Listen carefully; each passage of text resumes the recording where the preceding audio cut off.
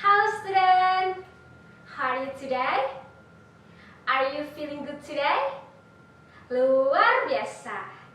Okay class, before we start our lesson today, let's say basmalah together.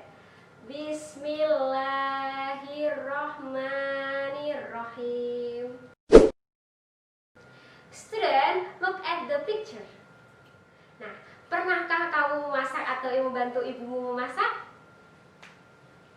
Proses apakah yang terjadi saat kita memasak? Oke, dari gambar ilustrasi tersebut, today we are going to learn about transfer of heat around us. Perpindahan kalor di sekitar kita. Kira-kira di sekitar kita ada perpindahan kalor apa ya anak-anak? Mari kita cari tahu bersama-sama. Perpindahan panas atau kalor terdapat 3 macamnya. Ada apa saja? Oke, good. Ada konduksi, konveksi, dan radiasi. Mari kita bahas satu persatu macam-macam kalor. Oke anak-anak, sekarang kita mengenal tentang konduksi, konveksi, dan radiasi. Kita bahas satu persatu. Yang pertama, kita bahas konduksi. Konduksi itu apa? Perpindahan panas melalui zat perantara yang diikuti. Nah, semisal Miss Clarita lagi memasak air. Di sini airnya sudah mendidih. Nah, Miss Clarita pakai sendok logam. Sendoknya kita masukkan di air yang sudah panas atau mendidih. Nah, tangan kita akan terasa panas karena memegang sendok yang logam ini. Itu disebut konduksi.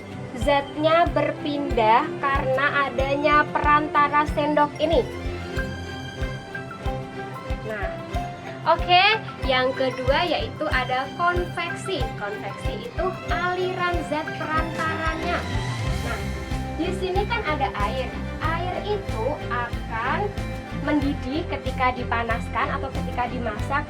Nah, air ini akan naik turun partikelnya atau gelembung-gelembungnya. Itu disebut dengan konveksi. Perpindahan panas melalui partikel-partikelnya yang naik turun itu. Oke. Yang ketiga yaitu ada radiasi. Perpindahan panas tanpa melalui zat perantaranya. Nah, semisal tangan Miss Clarita berada di dekat kompor yang panas, dekat apinya, tangan kita akan terasa panas. Itu disebut radiasi, tanpa ada perantara yang lain. Tangan kita sudah terasa panas, ini namanya perpindahan panas radiasi. Oke anak-anak, sudah paham ya tentang konduksi, radiasi, dan konveksi? Nah, selain adanya macam-macam perpindahan panas, ternyata benda-benda di sekitar kita juga bisa menghantarkan panas. Dan juga ada yang tidak bisa menghantarkan panas. Benda apa saja ya itu? Oke, pandai sekali. Ada benda konduktor dan benda isolator. Apa itu konduktor dan isolator? Ya, konduktor adalah segala benda yang dapat menghantarkan panas dengan baik atau dengan cepat. Contohnya apa? Ada logam besi, baja, seng, tembaga, aluminium, dan lain-lain. Kalau benda isolator itu benda apa ya? Oke, pintar sekali. Benda-benda yang dapat menghambat panas. Contohnya serat kain, plastik, dan kayu. Nah, berikut ini benda-benda yang bisa menghantarkan panas, konduktor dan isolatornya. Contoh yang pertama ada setrika. Nah, di setrika itu pegangannya itu disebut benda isolator. Kenapa bisa disebut benda isolator? Karena saat kalian memegang, kalian itu tidak merasakan panas sama sekali. Beda dengan yang bawahnya itu disebut benda konduktor. Karena jika setrika itu dicolokkan, maka yang bawah itu akan terasa panas, bisa menghantarkan panas. Itu disebut konduktor. Nah, contoh yang kedua yaitu ada wajan. Nah, wajan itu yang pegangannya itu juga disebut benda isolator karena tidak bisa menghantarkan panas. Kalau yang yang wajahnya sendiri itu disebut konduktor karena terasa panas. Contoh yang ketiga, ada solder. Nah, solder itu yang pegangannya terbuat dari karet atau plastik itu tidak bisa menghantarkan panas, disebut isolator.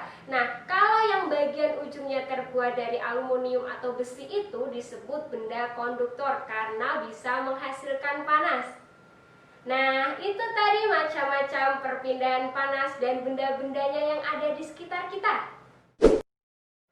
Setelah Miss Clarita jelaskan tadi, kira-kira benda apa saja di rumah kalian yang bisa menghantarkan panas atau tidak bisa menghantarkan panas? Coba kalian tulis di buku kalian masing-masing. Kalian berikan benda konduktor sama isolator yang ada di rumah kalian.